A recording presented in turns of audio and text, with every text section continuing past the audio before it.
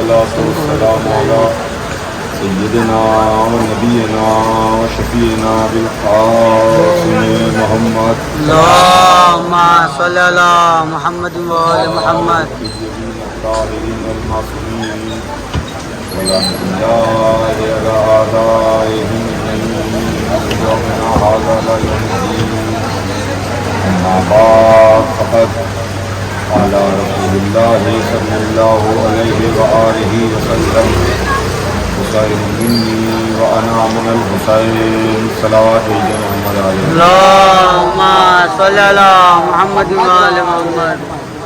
حضور سرور کائنات کی مشہور معروف حدیث ہے، اور جس حدیث مبارک میں سرکار رسالت ارشاد فرماتے ہیں کہ حسین مجھ سے ہے اور میں حسین سے.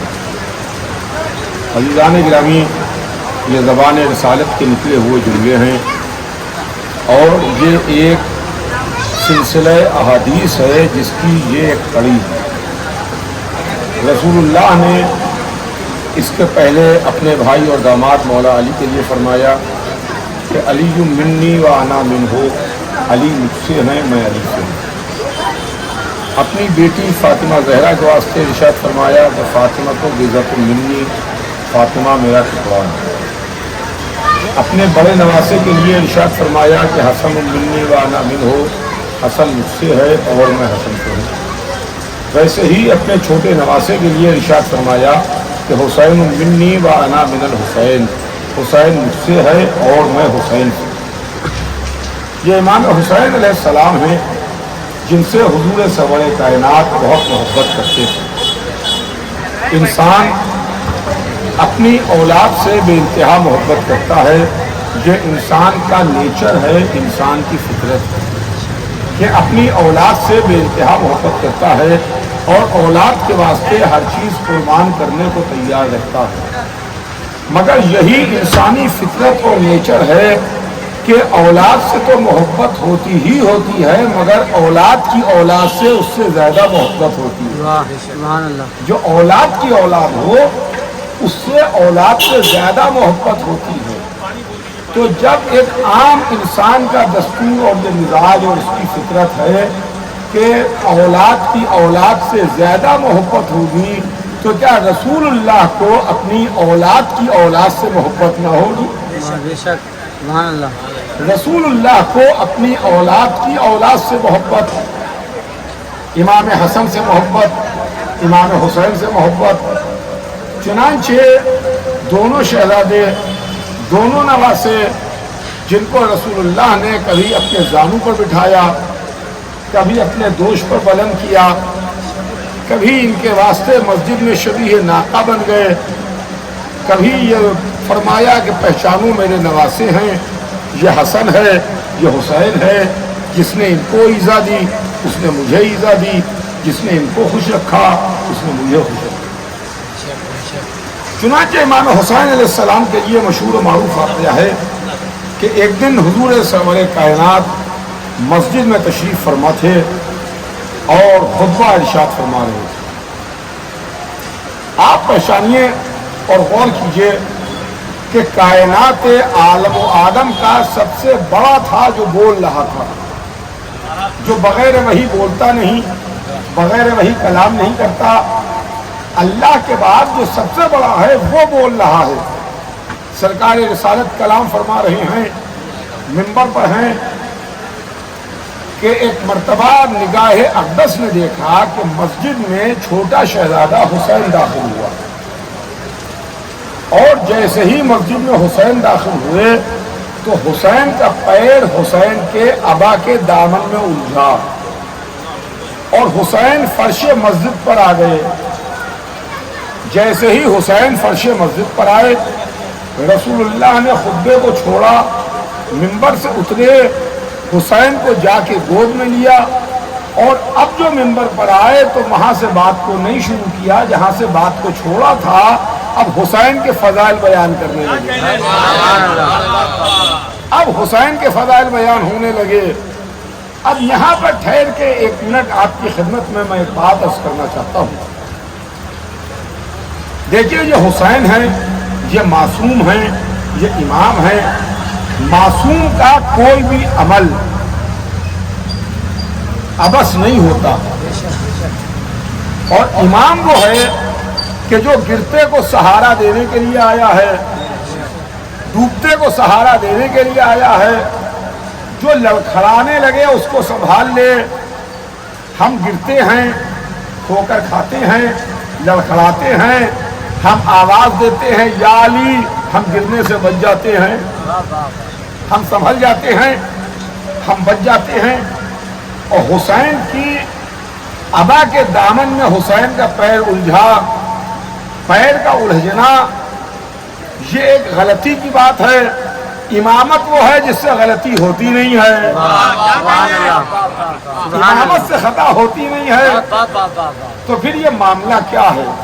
तो अज़ीज़ान गिरामी, मामला ये है कि ये हुसैन का अबा के दामन में पैर उलझना, हुसैन का ज़मीन पर आना, ये ऐसा नहीं है कि जैसा हमारे आपके साथ होता है। ये मामला वैसा मामला नहीं है कि हमारा पैर उलझ गया, हमारे ठोकर लग गई, हम गिर पड़े। ये ऐसा मामला नहीं है। यहाँ के ऊपर कुदरत को कुछ बताना और दिखाना मकसूद था कि हुसैन मस्जिद में आए, रसूल मिंबर पर खुतबा दे रहे हों, हुसैन का दामन में पैर उलझे, हुसैन फर्श मस्जिद पर आए, रसूलुल्लाह मस्जिद से उतर के हुसैन को गोद में लाएं और उसके बाद अपनी बात को छोड़ के हुसैन के फजाइल बयान करें।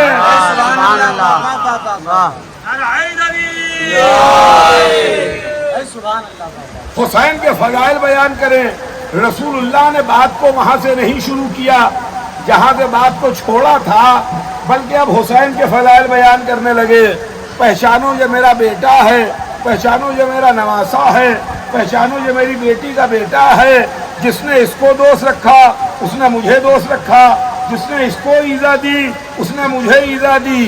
लेकिन काबिल गौर बात यह है कि रसूलुल्लाह ने किसी सहाबी को भी हुक्म नहीं दिया, किसी सहाबी से नहीं कहा कि जाओ जा करके हुसैन को गोद में उठा लाओ। तो यहाँ पर हुसैन के मर्तबे और अजमत को पहचानवाना था कि हुसैन का मर्तबा और अजमत मस्जिद वाले देख ले, देख ले। देखिए ये एक मौका है कि जहाँ पर रसूलुल्लाह ने सहाबा को हुक्म नहीं दिया, मुसलमानों से नहीं कहा, मस्जिद वालों से नहीं कहा, खुद उतर के गए, खुद गोद में लेके आए। ये एक मौका। पर जल्दी जल्दी एक मौका और सुन लीजिए और बात को मुख्तसर करूँ। एक मौका और है जो तारीख पेश करती है, जहां रसूलुल्लाह ने किसी सहाबी को हुक्म नहीं दिया, खुद अमल अंजाम दिया। ईद का दिन था, दोनों नवासों ने फरमाइश की, नाना जान हमारे पास सवारी नहीं है, मदीने के बच्चे अपनी अपनी सवारियों पर घूम रहे हैं, हमारे पास सवारी नहीं है, नाका नहीं है। तो रसूल को क्या चाहिए था? बच्चों ने घूमने की फरमाइश की थी कि हम नाके पर घूमेंगे, हमारे पास सवारी नहीं है। तो रसूलुल्लाह ने किसी सहाबी को हुक्म नहीं दिया कि अपने नाके पर ले जाके मेरे नवासों को घुमा लाओ। आपका बच्चा अगर जिद करे कि हम बंबई शहर घूमेंगे तो आप ले जाके घुमा लाइए। अपने दोस्त से कहिए कि जाके आपका दोस्त बच्चे को घुमा लाए। ना आप खुद ले जाके घुमाते हैं, ना अपने किसी दोस्त से कहते हैं, आप उसको कंधे पर बिठा के अपने घर ही में टहला देते हैं और बच्चा राजी भी हो जाता है, नाराज भी नहीं होता। नवासे कह रहे हैं कि हमारे पास सवारी नहीं है, नाना हमारे पास सवारी नहीं है। अरब के बच्चे अपने नाकों पर सवार होकर घूम रहे हैं।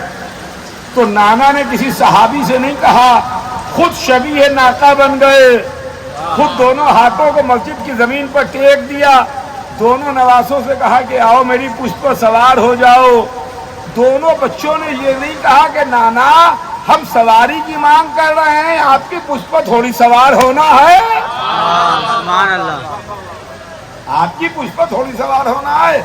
मगर ये दोनों बच्चे معصوم ہیں، امام ہیں، جنت کے جوانوں کے سردار ہیں، ان کو معلوم ہے کہ ہم جنت کے جوانوں کے سردار ہیں، ہمارے لیے لباس بھی جنت سے آیا ہے، لہذا سواری بھی جنت ہی کی ہونا چاہیے ہے۔ ایک صلوات بھیج دے محمد آل محمد تو عزیزان گرامی، رسول اللہ نے کسی صحابی کو حکم نہیں دیا، کسی سے نہیں کہا، بلکہ خود حضور سرور کائنات شبیہ ناقابل خود رسول اللہ منبر سے اتر کے آئے اور حسین کو گود میں لے گئے۔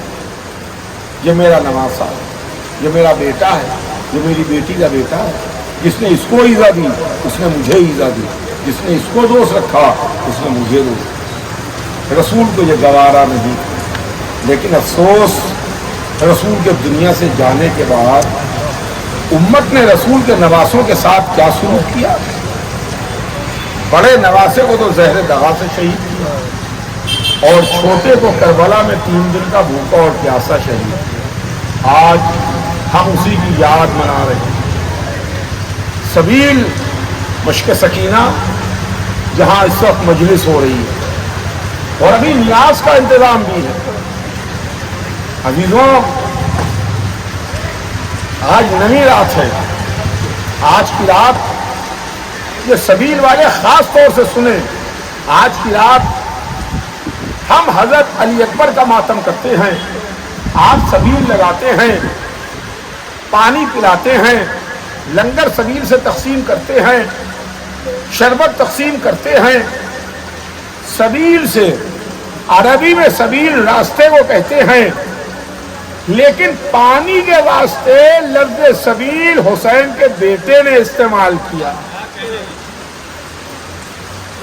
جب بیٹا باپ کی خدمت میں پلٹ کے آیا تو کہا حل تجد من الماء سبیلا، بابا کیا کوئی پانی کی سبیل ہو سکتی ہے؟ آج جگہ جگہ سبیلیں لگی ہوئی ہیں، جگہ جگہ لنگر تقسیم ہو رہا ہے، جگہ جگہ نیاز تقسیم ہو رہی ہے، نام حسین پر کھلایا جا رہا ہے، نام حسین پر پلایا جا رہا ہے، نام حسین پر لنگر تقسیم ہو رہا ہے، ان کربلا کے بھوکوں کے نام پر، ان کربلا کے پیاسوں کے نام پر جن کو بھوکا اور پیاسا شہید کر دیا گیا۔ ہاں عزیزو، آج 8ویں محرم کا دن گزرا، آج کا دن ہم نے عباس کا ماتم کیا، آج کا دن ہم نے سکینہ کے سقہ کا ماتم کیا، آج کا دن ہم نے حسین کے علمدار کا ماتم کیا، آج کا دن اس عباس پر آنسو بہائے جس عباس کی کوئی تمنا پوری نہ ہو سکی۔ شب عاشور تمنا تھی کہ حسین سے لڑنے کی اجازت مل جائے، روز عاشور یہ تمنا تھی کہ سکینہ تک پانی پہنچ جائے، حسین نے لڑنے کی اجازت نہ دی، سکینہ تک پانی نہ پہنچ سکا، تو عباس کو اللہ نے بھی وہ مرتبہ عطا کیا کہ اگر کوئی عباس کے وسیلے سے دعا کرے گا تو اللہ ضرور اس دعا کو پورا کرے گا، ضرور اس کی دعا پوری ہوگی۔